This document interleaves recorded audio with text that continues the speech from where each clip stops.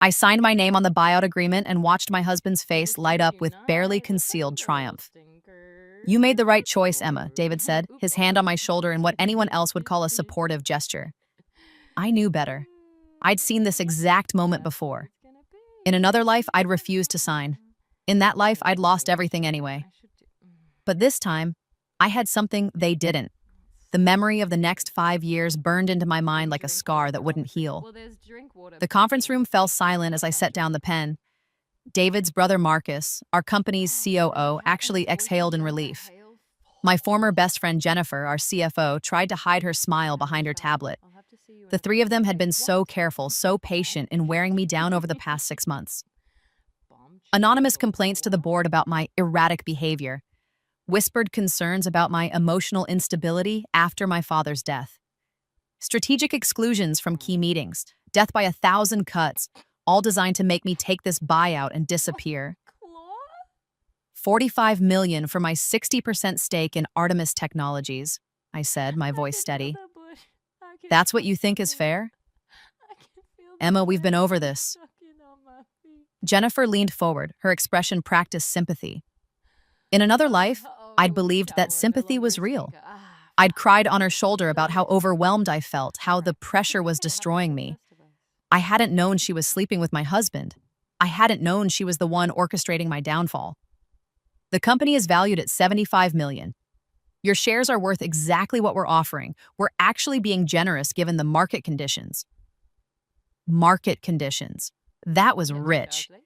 In my previous life, I'd held on to my shares through everything they'd thrown at me.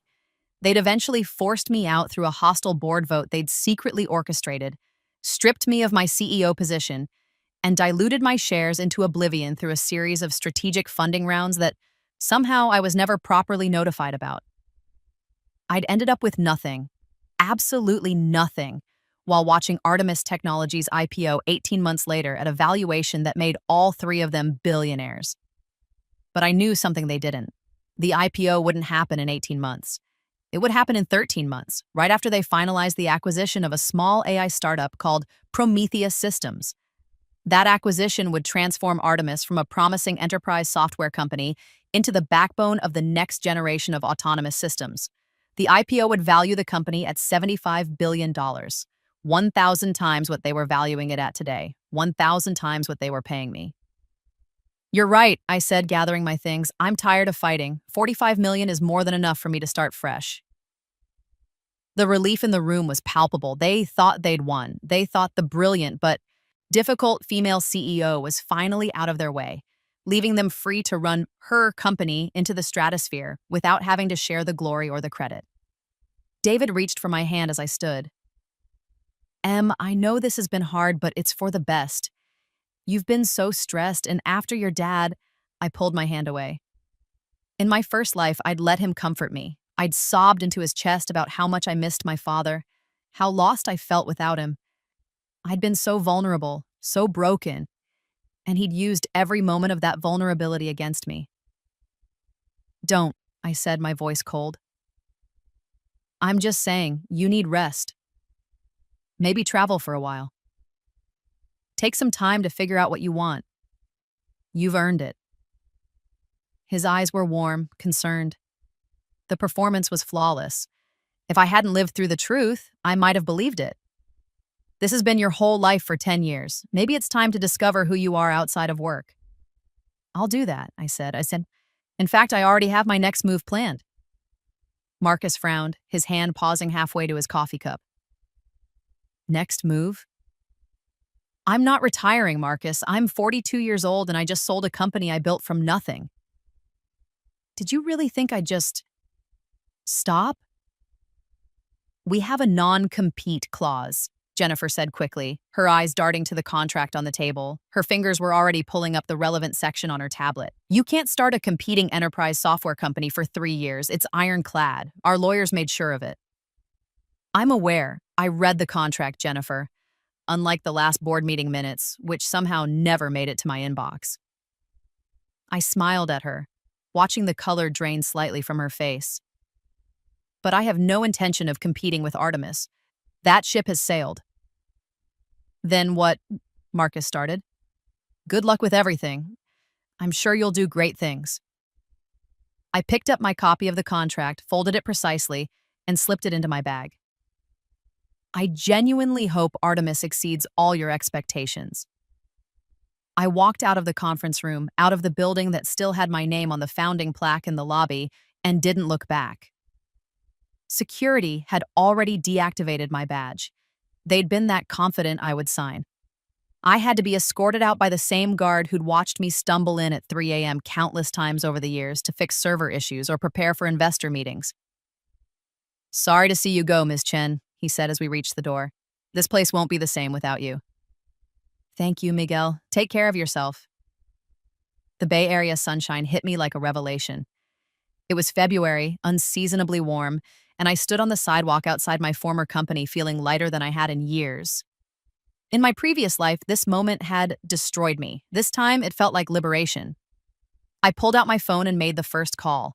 The money hit my account within a week. $45 million minus taxes and legal fees, $31 million, in actual liquid capital. In my previous life, the number had seemed impossible. A fortune beyond measure.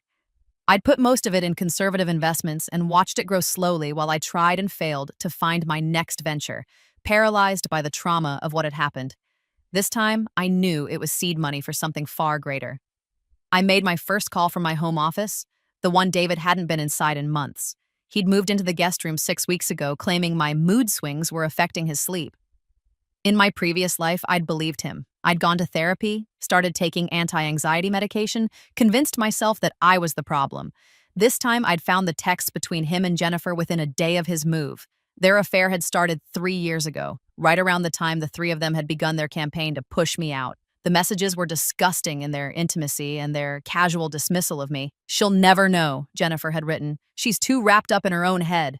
She's losing it anyway, David had replied. Marcus and I are already working on the transition plan. 6 months, tops, and she'll be gone. Then we can be together properly.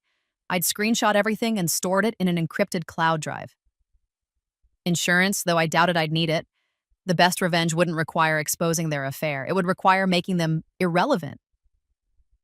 Ms. Chen? The voice on the other end was young, eager, touched with a Nigerian accent that reminded me of summer rain. This is really you? It's really me, Dr. Okafor. I wanted to talk to you about Prometheus systems. There was a pause. I could hear the sounds of a laboratory in the background, the hum of servers, the beep of equipment. How do you know about Prometheus? We're not public yet. We haven't even filed our patents. We've been operating in complete stealth mode. I know because I make it my business to know where the next big thing is coming from. And you're it, Dr. Okafor. Your algorithm for autonomous decision-making in AI systems is going to change everything. Another pause, longer this time. Ms. Chen, I don't understand. We haven't published anything. We haven't presented at any conferences. The only people who know the details of our work are my team and our current investors. Let me guess. Your current investors are getting cold feet. They committed to a Series A round 6 months ago but keep delaying the wire transfer. They're asking for more data, more proof of concept, more validation. Meanwhile, you're 3 months from running out of runway, and you've had to cut your team from 12 people to 5. The silence on the other end told me everything. How? She started. Because I've seen this pattern 1,000 times. Brilliant woman, revolutionary technology, investors who can't quite pull the trigger because they don't trust that you know what you're doing. Am I wrong? No, she said quietly. You're exactly right. Chimamanda Okafor had been a PhD student at MIT when she developed the core algorithm that would revolutionize autonomous decision-making in AI systems. Her innovation wasn't in the AI itself.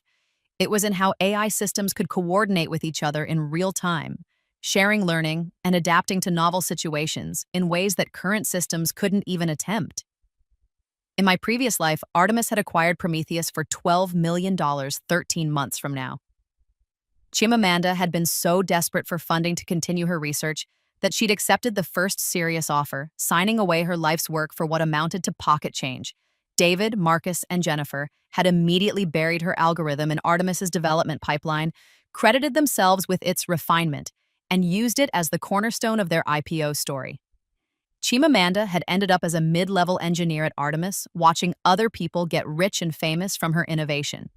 This time, that wouldn't happen.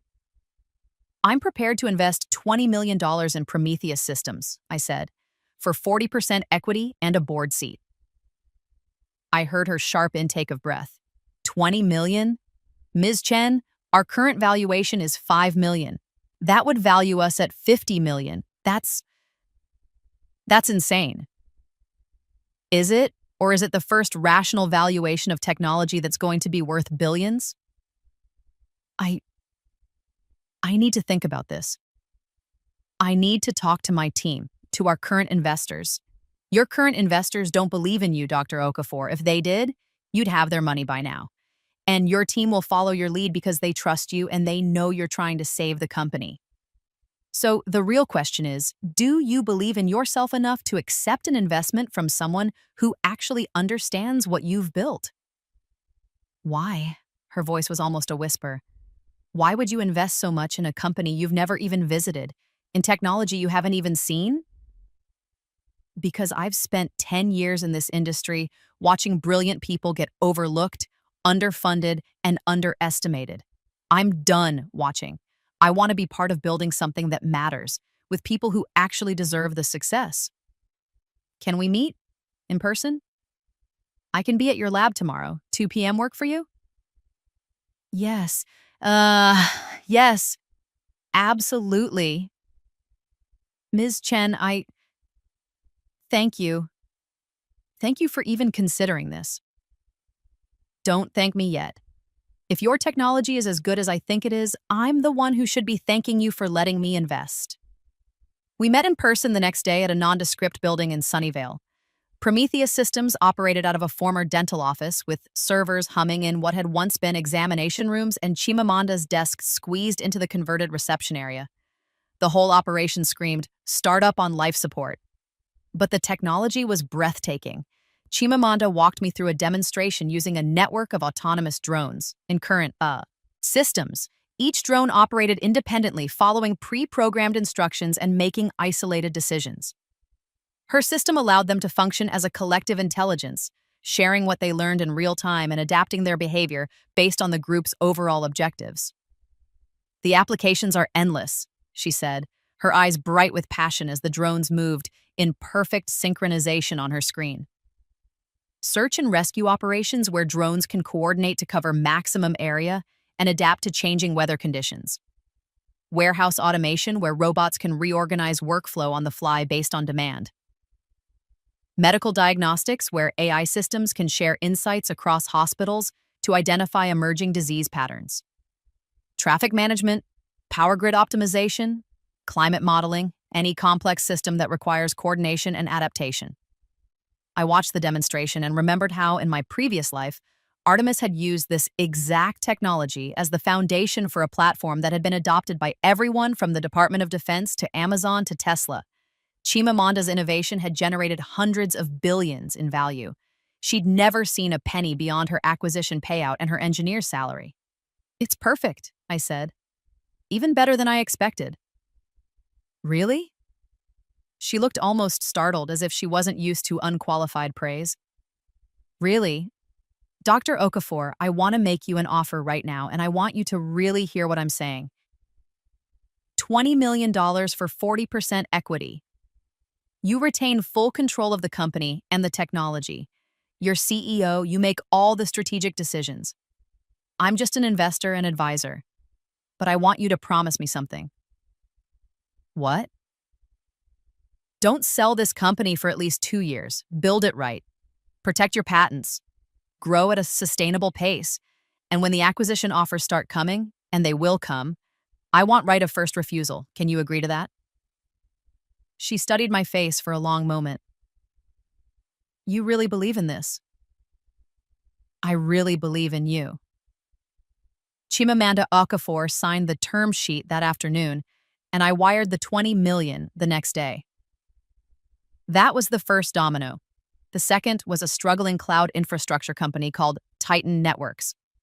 Their CEO, a brilliant systems architect named Robert Zhou, had developed a revolutionary approach to distributed computing that reduced latency by orders of magnitude while cutting infrastructure costs dramatically. But Titan had been too early to market. Cloud computing was still relatively new, and most companies weren't ready to adopt the kind of radical architecture changes Robert was proposing. In my previous life, Titan had gone bankrupt in 8 months. Their technology had been bought at auction by Amazon for $18 million and had become the foundation for the next generation of AWS services, eventually generating hundreds of billions in revenue. Robert had ended up as a mid-level engineer at AWS, bitter and broken, watching his life's work make other people rich. I called him on a Wednesday afternoon. "Mr. Zhou, my name is Emma Chen. I just sold Artemis Technologies and I'm looking for my next investment. I'd like to buy Titan Networks." The laughter on the other end was harsh, almost desperate. "Ms. Chen, I appreciate the interest, but Titan isn't for sale. We're going to turn this around." "Robert, can I call you Robert? I've seen your quarterly numbers. I know you're 3 months from insolvency. I know your investors are refusing to put in more money and your creditors are circling. I'm offering you a way out." "And what, I just hand over my company to you? Let you strip it for parts?" "No, I buy the company for $18 million, but you stay on as CEO with full operational control. I give you another $15 million in operating capital. You get 5% equity in the new entity with a path to grow that to 20% based on performance milestones. You keep building the technology your way, and when we sell or go public, you actually get to benefit from your own work." Silence. "Why would you do that?" he finally asked.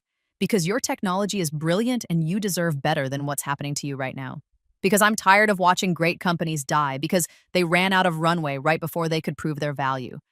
And because I think in 2 years, your architecture is going to be industry standard and I want to own the company that invented it." "You're serious?" "I'm wiring you proof of funds right now. You'll see $18 million in an escrow account in the next 10 minutes. If you accept my offer, it's yours by end of week." Robert Zhou signed the deal 4 days later. I now owned Titan Networks and had spent 33 of my $31 million. But I wasn't worried. I still had bank credit, liquidatable assets from my previous portfolio, and complete confidence in what was coming. The third company didn't exist yet. I had to wait for it. In my previous life, a major data breach had occurred at Wells Fargo on March 22nd. 40 million customer records exposed, billions in market cap wiped out, and a congressional investigation that had lasted 4 months. The breach had been traced back to a vulnerability that existing security protocols had missed because they were designed to detect known attack patterns. This attack had used a novel approach, one that current systems couldn't identify. A former NSA analyst named Sarah Kim had left her government job 6 weeks after the breach to start a company addressing exactly this problem. Her insight was that security systems needed to identify anomalous behavior rather than matching against known threats. Essentially, they needed to understand what normal looked like and flag anything that deviated, regardless of whether it matched a known attack signature. In my previous life, Sarah had struggled to get funding. Investors didn't take the threat seriously enough, quickly enough. By the time they did, she'd burned through her savings and had been forced to sell her company to Cisco for $40 million. A decent exit, but nowhere near what the technology was actually worth. Cisco had used her system to build a platform that had become the gold standard for enterprise security, generating tens of billions in revenue. I couldn't approach Sarah before the Wells Fargo breach because it would seem too much like insider knowledge. But I could prepare. I spent March networking in the cybersecurity space, attending conferences, writing think pieces about the future of threat detection, building a public profile as someone who understood the industry. When the Wells Fargo breach happened exactly when I knew it would, I was ready. I reached out to Sarah Kim 3 days after the breach made headlines. "I don't know you," she said when we met for coffee in Georgetown, near the NSA facility where she still worked. She was younger than I'd expected, 31, intense, with the kind of focused intelligence that made you feel like she was seeing through you to something more essential. "No, but you're about to leave the NSA to start a security company, probably in the next 6 weeks." Her expression didn't change, but I saw the calculation in her eyes. That's a very specific prediction. I know people who know you. I've heard you've been frustrated with government bureaucracy, that you have ideas about how to fundamentally reimagine threat detection but can't implement them within the existing structure. And I know that after a breach like Wells Fargo, you're looking at what happened and thinking, I could have prevented that. A lot of people could have prevented that. No, a lot of people could have prevented that specific attack after the fact now that we know what happened. You're one of the few people who could have prevented it before it happened because you understand that the whole paradigm of signature-based threat detection is fundamentally flawed. She took a sip of her coffee. Keep talking. Current security systems are like police who only arrest criminals they've seen before. They're looking for known threats, known patterns, known bad actors. But the sophisticated attacks, the ones that actually matter, are novel. They're things we haven't seen before. We need systems that understand what normal behavior looks like and can identify deviations before those deviations become catastrophic breaches. Anomaly detection isn't new. No, but making it actually work at scale is. Most anomaly detection systems have terrible signal-to-noise ratios. They flag so many false positives that security teams ignore them, which defeats the entire purpose.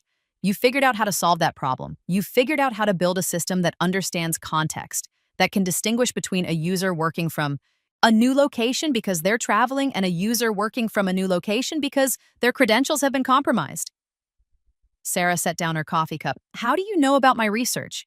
I don't know about your specific research, but I know how you think, based on papers you published 5 years ago and talks you've given at security conferences, and I know that someone with your background and insights is exactly who we need building the next generation of security infrastructure. I'm offering you $12 million in seed funding for 35% equity. You build the company however you want. You keep control. I'm just the capital partner who makes sure you don't have to choose between pursuing your vision and paying your rent. $12 million for a company that doesn't exist yet, working on technology you haven't seen, in a market that hasn't proven it wants this approach. Yes. Why? I leaned back in my chair and decided to give her the truth, or at least a version of it. Because I've spent the last 10 years watching brilliant people, mostly women, get overlooked, underfunded, and undervalued in tech. I just sold my company and I have capital to deploy. I could put it in index funds and earn 7% a year. Or I could use it to back people like you who are actually going to change things. The returns will be better and the impact will matter more. You haven't asked me about my team, my business plan, my go-to-market strategy. Because those things are solvable problems. Finding someone who actually understands what the next paradigm shift looks like, that's not solvable. That's lightning in a bottle. And I think you're it. Sarah Kim studied me for a long moment. I need to think about this. Take your time. But Sarah, don't wait too long. The world just got a very public demonstration of why we need what you're building. Right now, you have momentum. 6 months from now, people will have moved on to the next news cycle, and it'll be harder to make them care. She signed the term sheet 2 weeks later, right after she submitted her resignation to the NSA. I was now into bank credit for my investments, having committed $55 million against my $45 million buyout. But I wasn't worried. These 3 companies alone would be worth billions within 2 years. I spent the rest of the spring making smaller investments, carefully deploying capital based on my knowledge of what was coming. A machine learning infrastructure company that would be acquired by Google for $800 million. A biotech firm working on mRNA vaccine delivery that would be worth $5 billion after the COVID pandemic. A fintech startup that would revolutionize payment processing and IPO at a $12 billion valuation. Each investment required me to find the founders before they'd achieve the success I knew was coming. To convince them I understood their vision when the rest of the market didn't. It was exhausting work, but I was operating with an unfair advantage. I knew the future. By May, I deployed my entire buyout amount plus another $15 million in bank credit across 9 strategic investments. I kept $5 million in liquid assets for living expenses and legal fees for what I knew was coming. Because David filed for divorce on May 15th, exactly when I knew he would. We met in the living room of the house we'd bought together 8 years ago. The same house where we'd hosted dinner parties and celebrated holidays and planned our future. The same house that, in my previous life, I'd been forced to sell at a loss to pay legal fees when the divorce turned ugly. "I'm sorry, Em," he said, his voice heavy with manufactured regret. His hands were folded in his lap, his expression perfectly calibrated to convey reluctant sadness.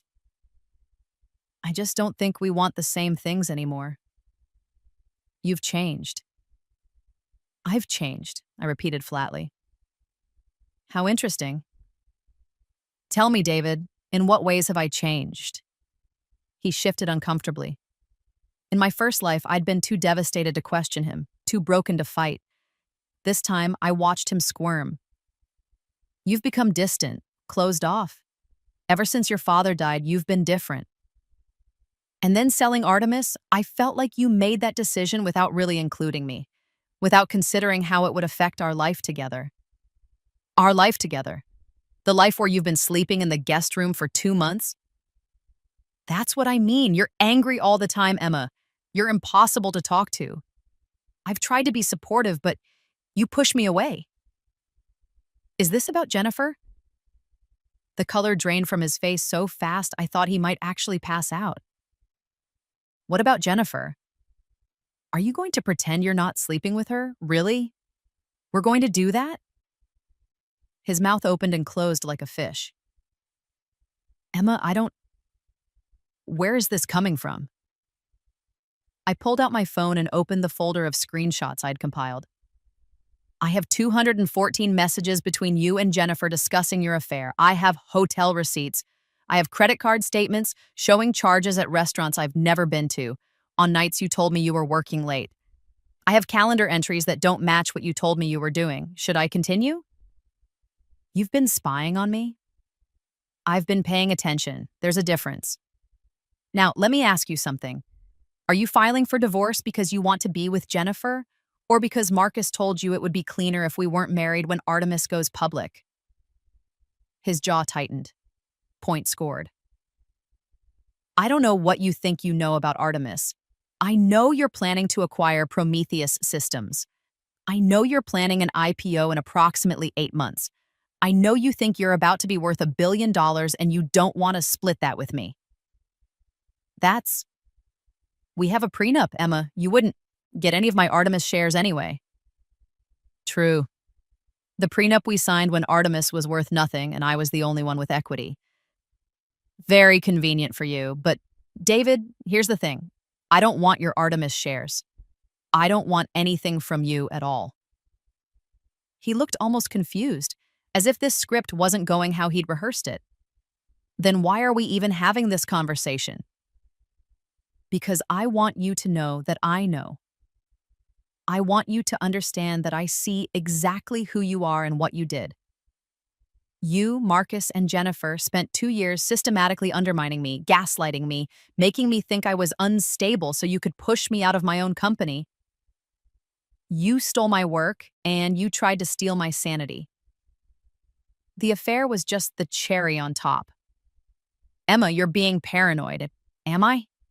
Do you want me to pull up the emails where you and Marcus discussed the timeline for transitioning me out? The messages where you told Jennifer that I was losing it and it would be easy to convince the board I was unfit? The planning documents for how to structure the buyout to minimize what you'd have to pay me?" His face had gone from pale to flushed. "You can't prove any of that." "I can prove all of it. I've had lawyers review everything. We could make this very ugly for you, David. Corporate espionage, breach of fiduciary duty, fraud. But I won't." "Why not?" "Because I don't need to. File your divorce papers. Take the house. I don't want anything from you except out." He stared at me like he was seeing me for the first time. "Just like that?" "Just like that." "What are you going to do?" I smiled, and I saw him actually flinch. "I'm going to watch you realize exactly how badly you miscalculated. All 3 of you." The divorce was finalized in September. David got the house, the cars, the wine collection we'd built together. I got my freedom and walked away clean. His lawyers seemed shocked that I'd asked for nothing. Mine thought I was insane. Neither group understood that I'd already won. In October, Artemis Technologies formally approached Prometheus Systems with an acquisition offer. Chimamanda called me, laughing so hard she could barely speak.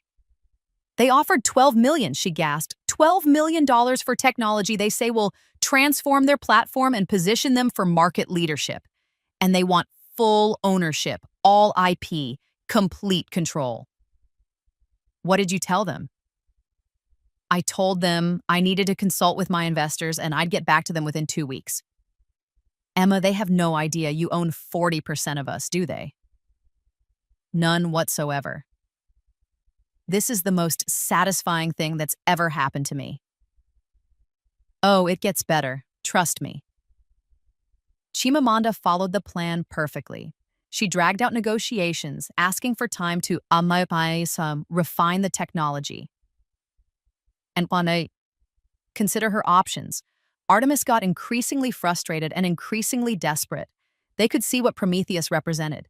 They knew it was the missing piece of their IPO story, and they couldn't understand why this small, struggling startup wouldn't jump at their offer. The offers kept coming, 20 million, 30 million, 50 million. We rejected them all. Emma, they're up to 75 million now, Chimamanda said in January. We were 10 months past my buyout. That's more than the entire valuation of Artemis when you sold your shares. Is the technology ready? The patents are filed, the platform is stable. We have 3 Fortune 500 pilots running, all successful. Then tell them you're not selling. Tell them you're seeking strategic partnerships instead. And if they want access to Prometheus technology, they can license it like everyone else. They're going to lose their minds. I know. David called me that night for the first time since the divorce. Did you do this on purpose? He demanded without preamble. Did I do what on purpose? Invest in Prometheus, block our acquisition, sabotage our IPO. I was in my new apartment, a penthouse in San Francisco with views of the bay. I'd bought it with cash, one of my few personal indulgences. David, I invested in a promising technology company founded by a brilliant woman who deserved funding. That's not sabotage. That's business. You knew we wanted to acquire them. How could I have known that? I made my investment in February, 8 months before you made your first offer. Are you suggesting I somehow predicted your acquisition strategy? You're destroying us, Emma. I'm not destroying anything. I'm an investor protecting my investment. If you want access to Prometheus technology, make a partnership proposal like everyone else. We built our entire IPO narrative around having proprietary AI coordination technology. Without Prometheus, we have nothing that differentiates us from a dozen other enterprise software companies. Then I guess you should have thought of that before you pushed me out of Artemis, or before you built your entire strategy around technology you didn't own and couldn't guarantee you'd acquire. What do you want? What's your price? There is no price, David. Prometheus isn't for sale to you, not at any number. Emma, please. No, you made your choices. You live with them. I hung up. In February, exactly 1 year after my buyout, Artemis Technologies announced they were delaying their IPO indefinitely to focus on organic technology development. Their stock price, they'd done a private placement at a $300 million valuation to fund operations, dropped 40%. That same month, Titan Networks announced a revolutionary breakthrough in distributed computing architecture that reduced latency by 70% while cutting infrastructure costs by half. The announcement came with partnership agreements from 3 cloud providers who wanted to rebuild their infrastructure using Robert's technology. Microsoft called me directly. Ms. Chen, we'd like to acquire Titan Networks. We're prepared to offer $1.2 billion. I'd bought the company for $18 million. I owned 85% of it. This sale would net me just over $1 billion. Let me talk to Robert, I said. It's his decision as much as mine. Robert, Joe, and I met the next day. He looked different than he had a year ago. Less stressed, healthier, more confident. Actually, sleeping at night probably helped. You made me a promise when you bought Titan, he said. You said I'd actually get to benefit from my own work. I did. Under the terms of our agreement, you own 5% of the company with escalators based on performance milestones. You've hit every milestone. Your equity is now at 15%. If we sell to Microsoft for $1.2 billion, you walk away with $180 million. He was quiet for a moment. That's life-changing money. It is. But it's not just about the money, is it? It's about whether I want to keep building or whether I want to exit. What do you want, Robert? I want to know what you think. You've been right about everything else. I think Microsoft is going to use your technology to dominate the next generation of cloud infrastructure. I think you could stay independent, grow the company, and potentially IPO in 2 years at a $5 billion valuation. But that's risky. Microsoft is a sure thing. The question is whether you want certain wealth now or the possibility of greater wealth later. What are you going to do? I'm voting to accept the offer. $1 billion return on an $18 million investment in less than a year is extraordinary. And I have other companies in my portfolio that will give me the growth I'm looking for. Robert nodded slowly. Then I vote to accept too. Let's sell. The Microsoft acquisition closed in April. I netted $1.02 billion. Combined with my other investments, I was now worth approximately $1.5 billion. From a starting point of $45 million in less than 14 months. David reached out through his lawyer. He wanted to meet. I agreed, curious what he could possibly have to say. We met in the same conference room where I'd signed the buyout agreement. He'd arranged it deliberately, I was sure, some kind of power play. But the symbolism worked differently than he'd intended. He looked diminished in this space, older and smaller, while I felt like I was visiting my own memorial. You won, he said without preamble. He looked tired, hollowed out. There were lines around his eyes that hadn't been there a year ago, and his expensive suit couldn't hide the weight he'd lost. I did. How did you do it? How did you know? I considered telling him the truth, that I'd lived this life before, that I'd watched them destroy me once and had used my rebirth to destroy them instead. But what would be the point? He wouldn't believe me, and even if he did, it wouldn't change anything. I did my research, I said instead. I paid attention to emerging technologies and brilliant people who needed support. I made smart investments, that's all. That's not all. His voice was sharp, almost desperate. You knew about Prometheus before we did. You knew which companies to invest in, which technologies would matter, exactly when to buy and sell. It's like you could see the future. Maybe I'm just better at this than you wanted to believe. He flinched like I'd slapped him. I loved you, Emma. I did, in the beginning. I know, but you loved the idea of success more. And when you had to choose between me and what you thought was your path to success, you chose the path. You all did. Artemis was supposed to change everything. We were supposed to IPO at $75 billion. Marcus and I were supposed to be billionaires. Jennifer, he stopped. Jennifer was supposed to be your wife. I know. How's that working out? His jaw tightened. We broke up. 3 months ago, she blamed me for the failed IPO, said I'd promised her things I couldn't deliver. Turned out she was more interested in my future net worth than in me. I felt nothing. No satisfaction, no sympathy, nothing. I'm sorry it didn't work out. No, you're not. You're right, I'm not. What do you want, David? Why did you ask me here?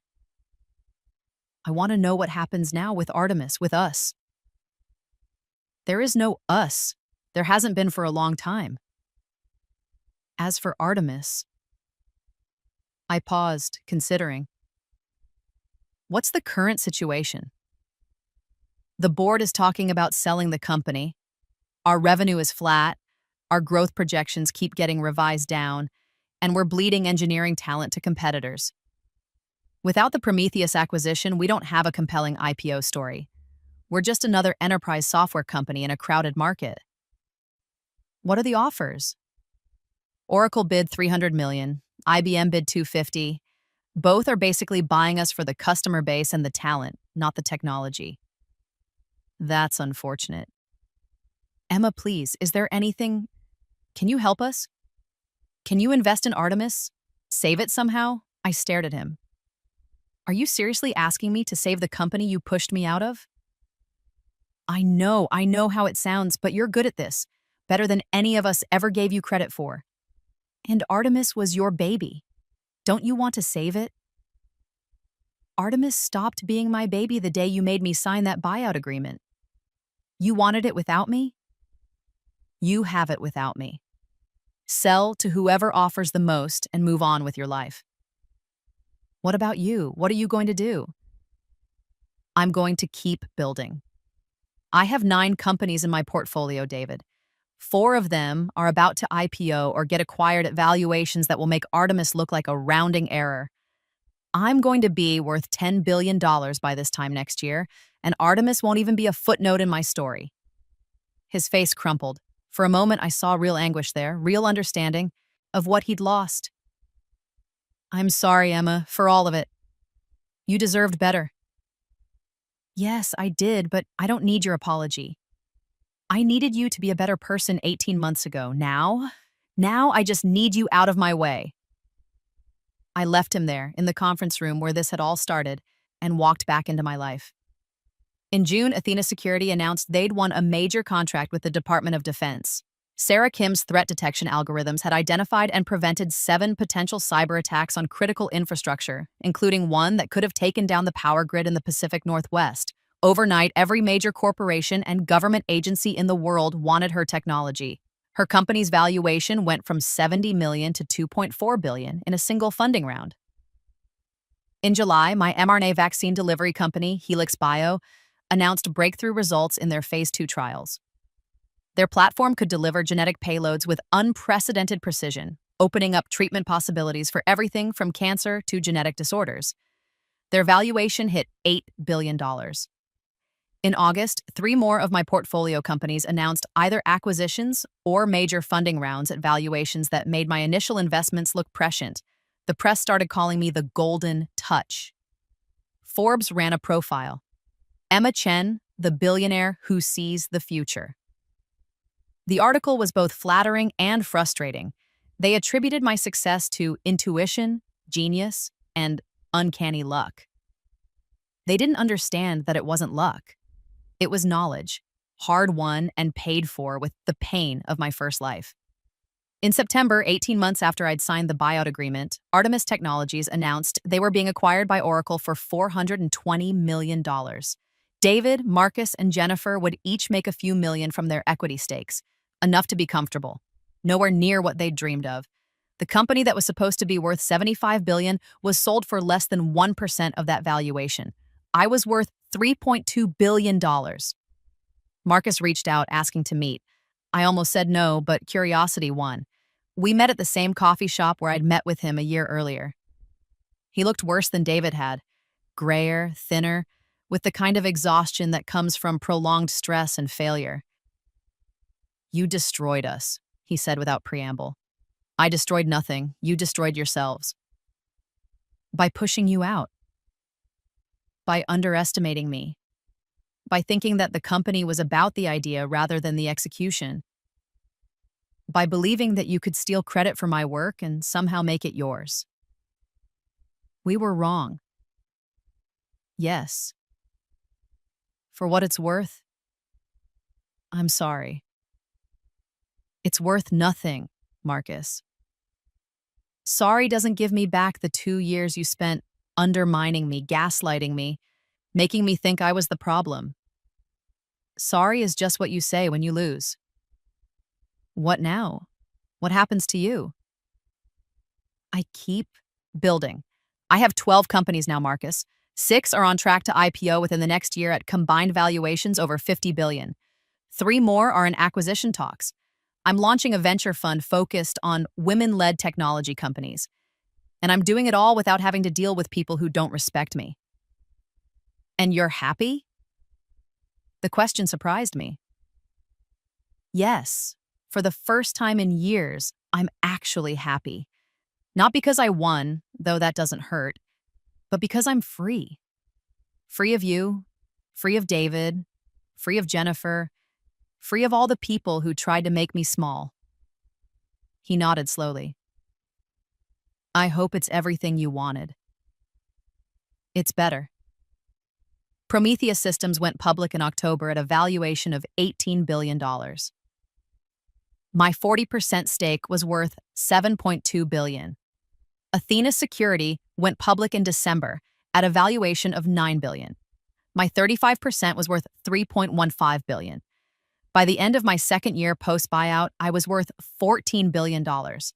My portfolio companies had a combined valuation exceeding $80 billion, from a starting point of $45 million, a 300-to-1 return in 2 years. Jennifer called me on New Year's Eve. She was drunk. I could hear it in her voice. Emma? Is this Emma? It's me. I need to tell you something. I need to say, her voice broke. I'm sorry. I'm so fucking sorry for what we did to you. Are you? We didn't know. We didn't know that you could. We thought we were smarter than you. We thought we deserved Artemis more than you did. Why? What? Why did you think you deserved it more? I built the company, I had the vision, I did the work. What made you think you deserved the credit? She was quiet for a long moment. Because you made it look easy. Because you never complained about how hard it was, never asked for credit, never made a big deal about your contributions. And somewhere along the way, we started believing that meant the contributions weren't that valuable. That's the most honest thing you've ever said to me. I loved him, David.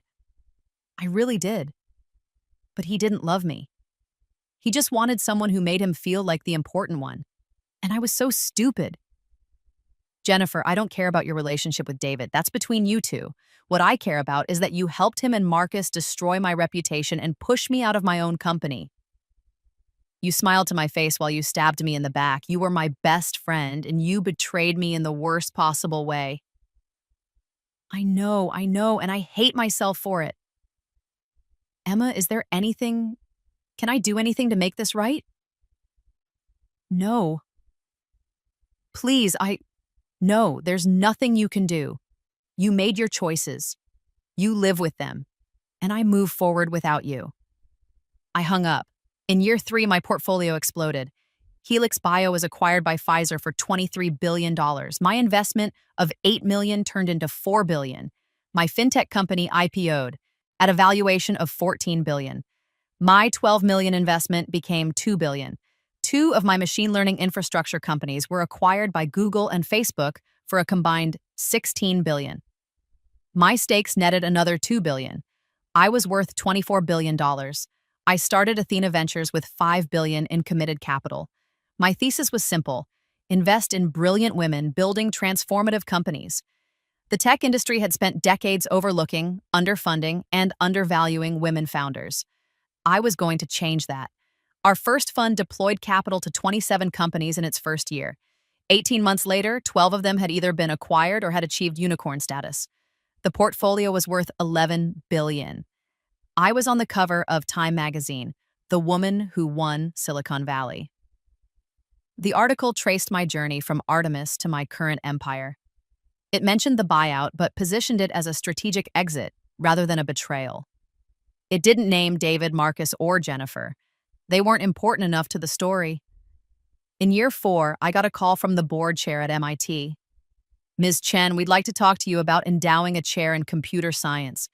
Specifically, we'd like to create the Emma Chen Professorship in Artificial Intelligence. I thought about all the brilliant women I'd met who'd struggled to get funding, to get recognition, to be taken seriously.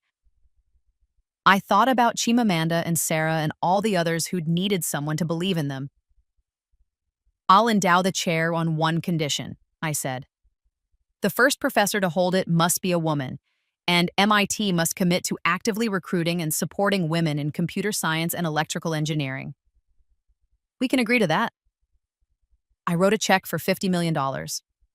A month later, they announced that Dr. Chimamanda Okafor would be the first Emma Chen Professor of Artificial Intelligence. She would split her time between teaching and continuing to lead Prometheus systems, which she'd taken private again after our IPO to focus on long-term research rather than quarterly earnings. She called me crying.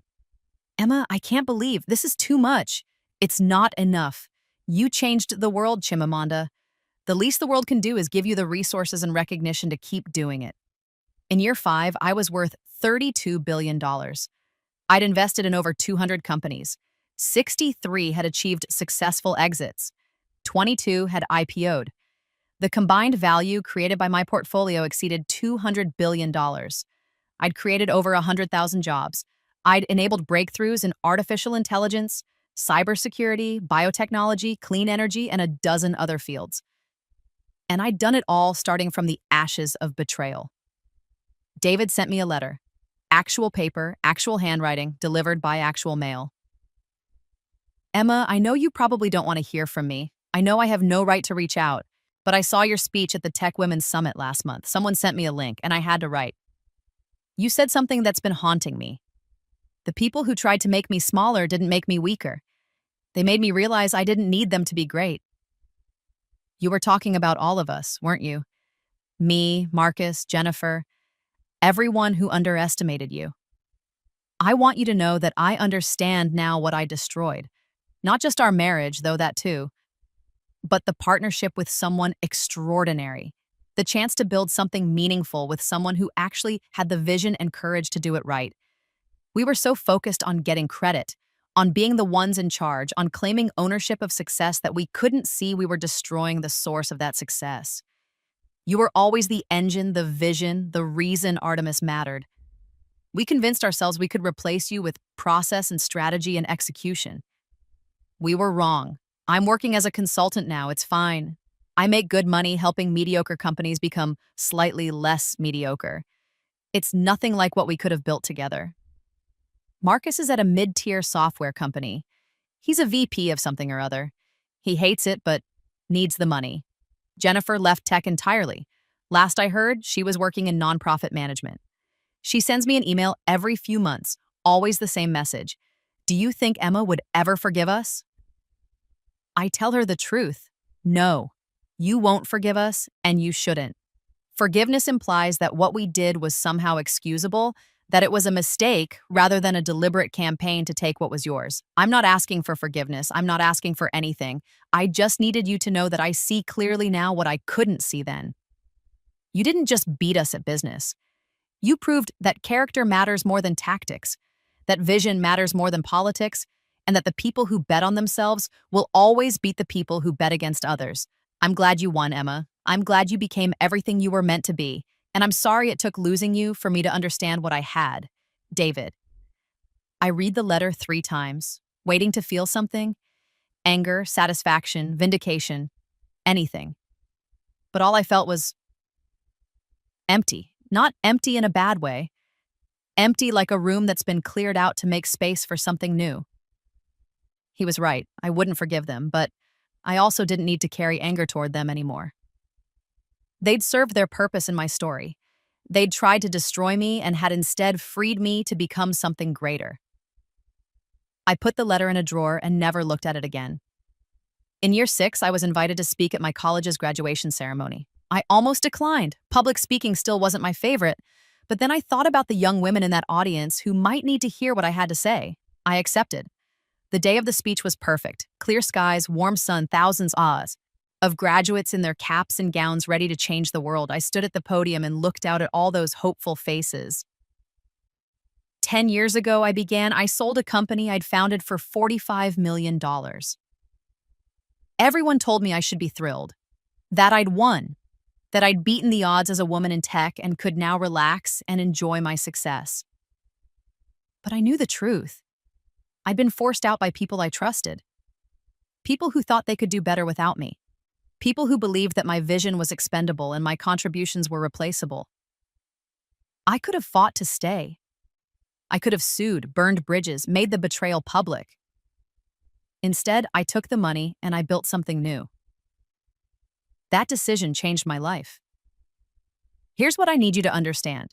Sometimes walking away is winning. Sometimes the thing you're fighting to save isn't worth saving. Sometimes the people who don't value you are doing you a favor by letting you go. I took my $45 million and I invested it in 9 companies. I chose brilliant people who'd been overlooked and underestimated. I chose revolutionary technologies that the market hadn't recognized yet. I chose to build instead of dwell on betrayal. Those 9 companies are now worth over $100 billion combined. My personal net worth is over $30 billion. I've invested in over 200 companies founded by women. I've helped create over 100,000 jobs. I've enabled breakthroughs that are changing the world. The company that forced me out, it was sold for less than 1% of its projected value. The people who pushed me out made a few million each, comfortable but nowhere near what they dreamed of. I'm not telling you this to brag. I'm telling you this because you need to know. When someone tries to make you smaller, when they try to dim your light, when they try to convince you that you're the problem, they're wrong. But here's the hard part. You can't control what they do to you. You can only control what you do next. I could have spent the last 10 years angry. I could have spent them trying to prove I'd been wronged, fighting for recognition from people who'd already shown me they didn't respect me. Instead, I spent them building. You're going to face betrayal in your lives. Some of you already have. You're going to work with people who take credit for your ideas. You're going to have partners who undermine you. You're going to encounter systems designed to keep you small. When that happens, you have 2 choices. Fight to stay in a place that doesn't want you or build something better somewhere else. I chose to build. Know your worth, believe in your vision, and when someone shows you they don't value either, thank them for making it clear and go build your empire somewhere else. Because the best revenge isn't proving them wrong. It's becoming so successful that they become irrelevant to your story. So, thank you. Applause was thunderous. I saw tears, nodding heads, young women holding hands and whispering to each other. I'd said what they needed to hear. After the ceremony, a young woman approached me. She was clutching her diploma, her eyes bright with unshed tears. Ms. Chen, I'm Priya Sharma. I just finished my PhD in quantum computing. Congratulations, Priya. What's next? I have a job offer from Google. It's good money, good benefits, a clear career path. But I also have an idea for a startup. Everyone thinks I should take the safe route. What do you think? I think my idea could change everything. But I'm scared. I looked at this brilliant young woman standing at the exact crossroads I'd stood at decades ago. Priya, can I tell you a secret? She nodded. I've failed more times than I can count. Most of my investments don't work out. Most of my ideas don't pan out. But the ones that do, they change the world. You know why I'm successful? Not because I never fail, but because I learned to bet on myself even when no one else would. But what if I fail? Then you learn and try again. But what if you don't try at all? Then you spend the rest of your life wondering what could have been. Tears spilled down her cheeks. I want to try. Then try. And when you need funding, call me. I handed her my card. I invest in brilliant women with revolutionary ideas. Quantum computing sounds revolutionary to me. She stared at the card like I'd handed her a winning lottery ticket. Really? Really, but Priya, don't call me until you've tried everything else first. Bootstrap as far as you can, prove your concept, show me you can execute, and then, when you're ready to scale, we'll talk.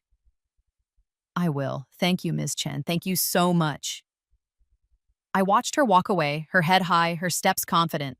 She would build something amazing. I was sure of it. That night, alone in my office, I reflected on the journey. 10 years since the buyout. 2 lifetimes of experience. Chimamanda called. Emma, the Nobel Committee just announced this year's winners. I'm on the list for physics. I felt tears spring to my eyes. Chimamanda, that's incredible. They cited my work on coordinated AI systems and its applications to everything from climate modeling to medical diagnostics.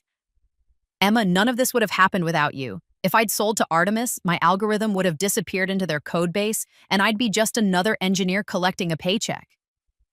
You did the work. I just wrote a check. You did more than that. You believed in me when no one else would. You protected me from making the biggest mistake of my life. You taught me that sometimes the best decision is to walk away from a bad deal and wait for the right one. After we hung up, I pulled out the buyout agreement from 10 years ago. I'd kept it, a reminder of where this journey had started.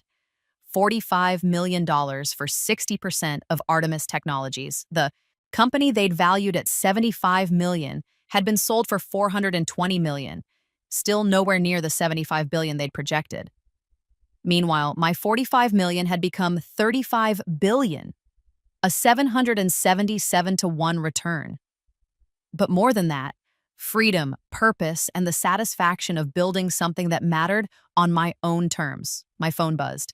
An email from Sarah Kim. Emma, I wanted you to be the first to know.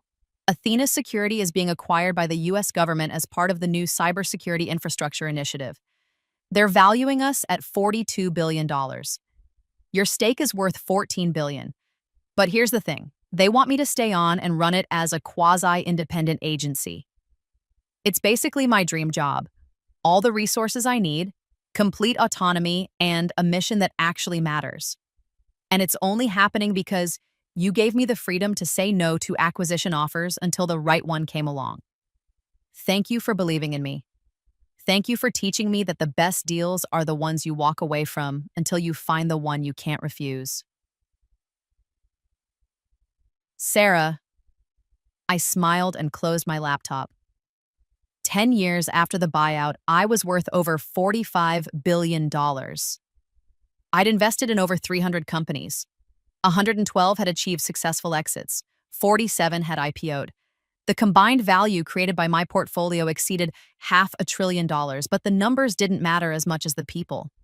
The women I'd funded who'd gone on to change their fields, the technologies I'd supported that were making the world better, the proof that betting on brilliant, underestimated people was not just the right thing to do, it was also the most profitable.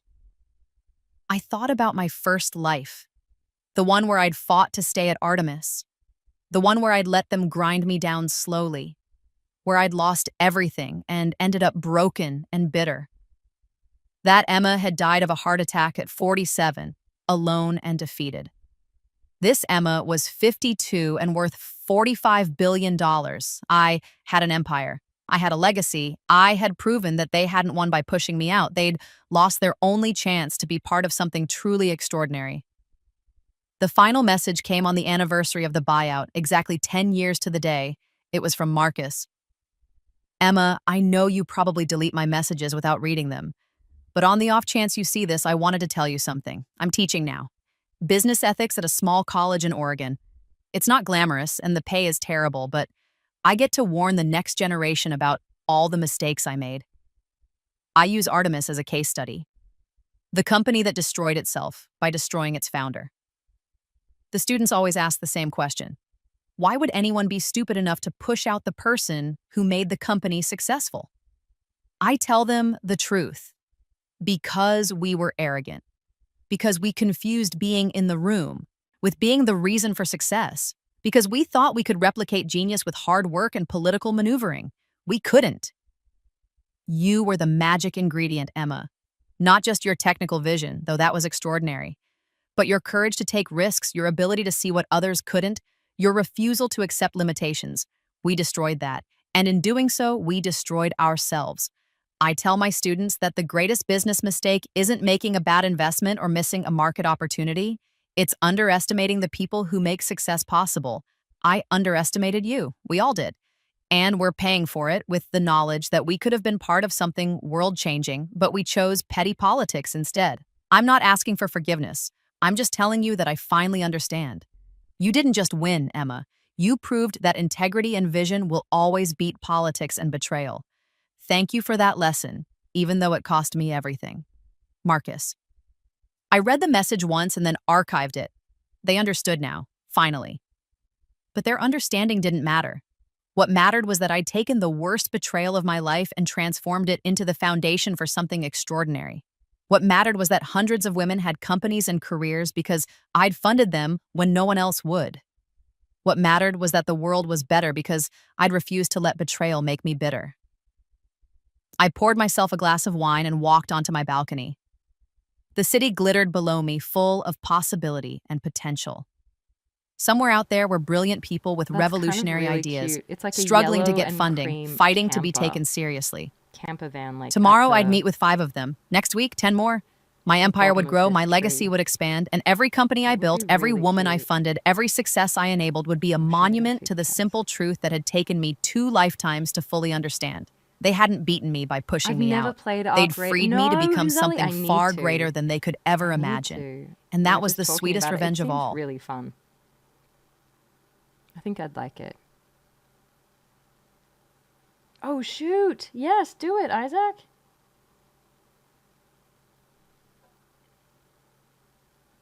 Joyful playing. Yes. Did kind of rage because quoting facts about your teammates playing poorly without threats or name calling, just facts, gets you banned. Oh, no. Uh-oh. For cute scale, yeah.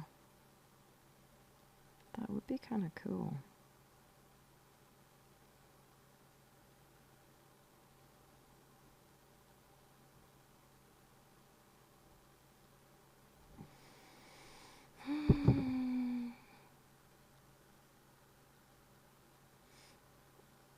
Oh. Oh, Jason. So close now. Less than a month away. Oh, thanks, Helios.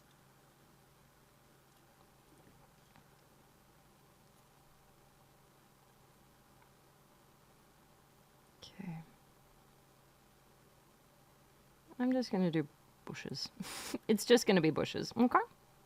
Okay? Because I'm done with it. I'm done. I'm done.